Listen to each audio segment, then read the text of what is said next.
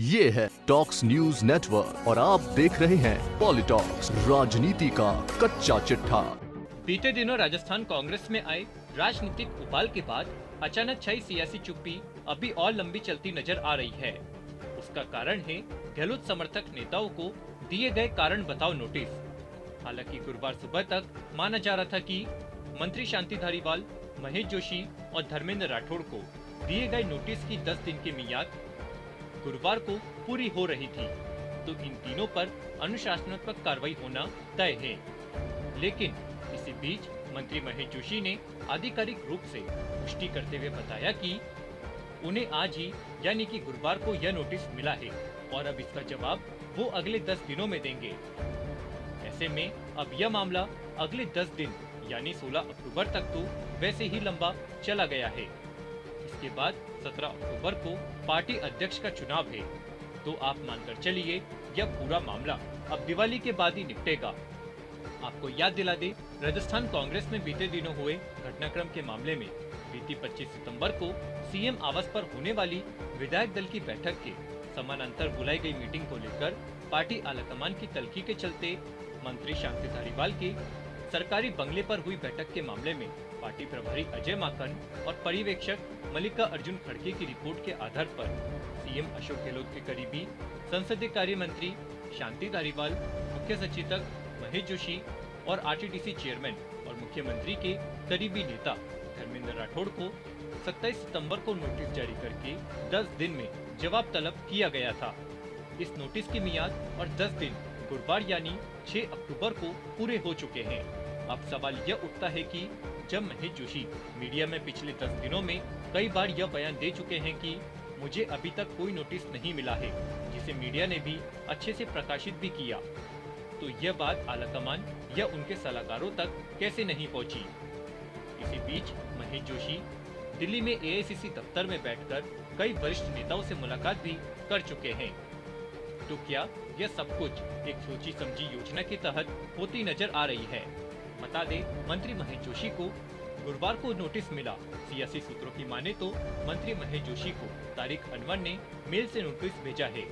ऐसे में महेश जोशी का कहना है कि वह अब अगले 10 दिन के भीतर नोटिस का जवाब देंगे। अगर ऐसा है तो फिर 16 अक्टूबर को 10 दिन पूरे होंगे। वहीं कांग्रेस अध्यक्ष पद का चुनाव 17 अक्टूबर को होना है, जिसका परिणाम 19 अक्टूबर को आना है। फिर नए अध्यक्ष का चुनाव होना है और फिर दिवाली आ जाएगी। तो यह कहा जा सकता है कि अब इस पूरे सियासी कांड का पटाक्षेप दिवाली बाद ही होगा। ऐसे में सियासी जानकारों का कहना है कि जिस जिद को लेकर गहलोत समर्थक विधायक आगे बढ़े थे, वो जिद पूरी होती नजर आ रही है। गहलोत समर्थक विधायक पहले से ही ये मांग कर रहे थे कि जब तक कांग्रेस अध्यक्ष पद के चुनाव नहीं हो जाते, तब तक विधायक दल की बैठक न रखी जाए। यही नहीं, जिन विधायकों ने मानेसर जाकर बगावत की थी, उनमें से किसी को भी मुख्यमंत्री न बनाया जाए। दूसरी तरफ मंत्री शांति धारीवाल ने जहां साफ कर दिया है कि उन्होंने आलाकमान को अपना जवाब भेज दिया है, लेकिन जवाब क्या भेजा है उसे सार्वजनिक नहीं कर सकता।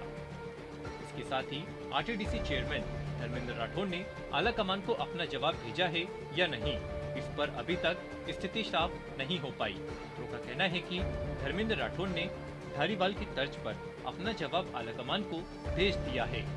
ऐसे में जहां 3 में से 2 नेताओं ने अपना जवाब आलाकमान को भेज दिया है, तो वहीं जोशी के जवाब देने के बाद कोई एक्शन होगा, इसे लेकर सियासी गुफ्तगू जारी है।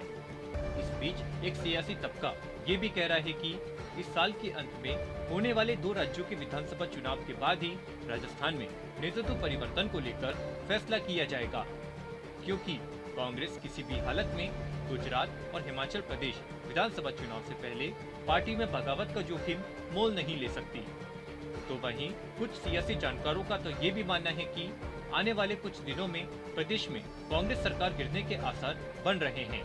सूत्रों का कहना है कि पहले जहां बागी विधायक पायलट खेमे के अलावा किसी और को प्रदेश की कमान सौंपने की बात कह रहे थे, वो आज मुख्यमंत्री अशोक गहलोत के नाम पर अड़िग हो गए हैं। विधायकों का कहना है कि अब किसी भी सूरत में अशोक गहलोत के अलावा कोई दूसरा व्यक्ति स्वीकार्य नहीं होगा। माना जा रहा है कि अगले कुछ दिनों में मल्लिका अर्जुन खड़गे, दिग्विजय सिंह और अजय माकन एक बार फिर जयपुर आ रहे हैं। लेकिन ये तीनों नेता कांग्रेस अध्यक्ष चुनाव के लिए खड़गे के पक्ष में वोट डालने के लिए कांग्रेसी नेताओं से अपील करेंगे। इस दौरान अगर माहौल सही रहा तो ये नेता पार्टी विधायकों की राय लेकर ही दिल्ली जाएंगे। खैर, ये तो भविष्य के घर में छिपा है कि प्रदेश में नेतृत्व परिवर्तन होगा या नहीं, लेकिन अगले कुछ दिन प्रदेश की सियासत के लिए काफी अहम है।